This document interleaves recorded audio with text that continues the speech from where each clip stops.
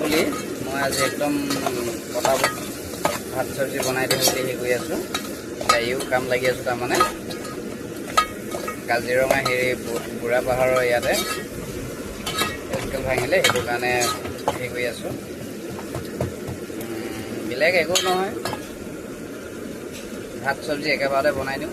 খিচিৰি নিচিনা দালি কেইটামান আৰু সেই আলু আৰু চাউল বনাই আছোঁ এতিয়া। মই গাড়ী বনোৱা অকণমান পিছত দেখুৱাই আছোঁ। মই ভাত চব্জিখিনি পটাপট বনাই লওঁ, তাৰপিছত দেখুৱাই আছোঁ। ৰাতিত এই এক্সেলডাল ভাঙি গ'ল। এই এক্সেলডাল পূৰা ভাঙিলে।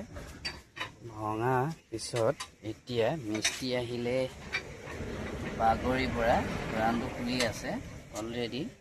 এই চাইডে দেখিয়ে পাব, একদম সিটো মাথাৰ পৰা সিটোলৈ পূৰা দেখি আছে, খুলি লৈছে। চাইডো এক্সেলডাল খুলি ল'লে। খুলি লোৱাৰ পিছত এতিয়া মই আছোঁ বুঢ়া পাহাৰ। এখন নদী, এখন দলং, বুঢ়া পাহাৰ দলং। গাড়ী বহুত আহি আছে, পূৰা জাম লাগি আছে। মই যাব লগাই থৈ দিছোঁ। এইপিনে পূৰা গৈ আছে গাড়ী। এইবিলাক পূৰা গাড়ীত জাম লাগি যায়। এই আগত ভাঙিলে, কিন্তু মই বেগত গুচি আহিলোঁ। আমাৰ মিস্ত্ৰী এজন কাম লাগি আছে বৰ্তমান, পূৰা কাম লাগি আছে।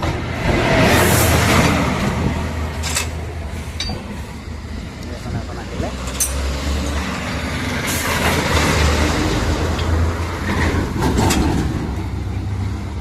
যিহেতু শিৱ মন্দিৰ, বুঢ়া পাহাৰ শিৱ মন্দিৰ বুলি ক'লে গম পায়।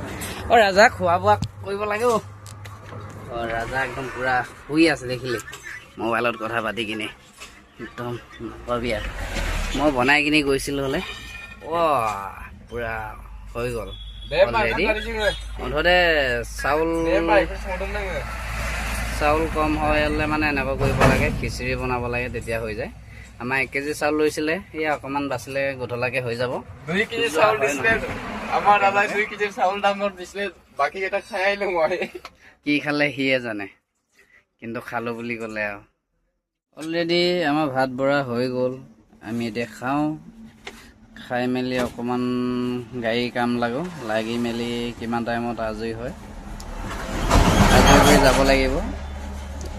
পূৰা নক'বা, গাড়ী একদম এই চাইডে এনেকৈ গৈ থাকিলে, লোড গাড়ী গৈ থাকিলে পূৰা হিলি যায়। দলঙৰ ব্ৰিজৰ হেৰিত আছে যে, দলঙৰ মাজত থাকিলে এনেকৈ হিলি যায়।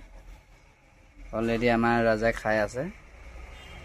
এই চাইডে বস্তি আছে চাগে দেই, গাঁও আছে, মানুহ আহি আছে। ঠিক আছে, এই দেখা নাই, ক'ৰবাত ফুৰিবলৈ যায় চাগে, বাইদেউহঁত আহিছে। বস্তি আছে, মই গৈ আছোঁ।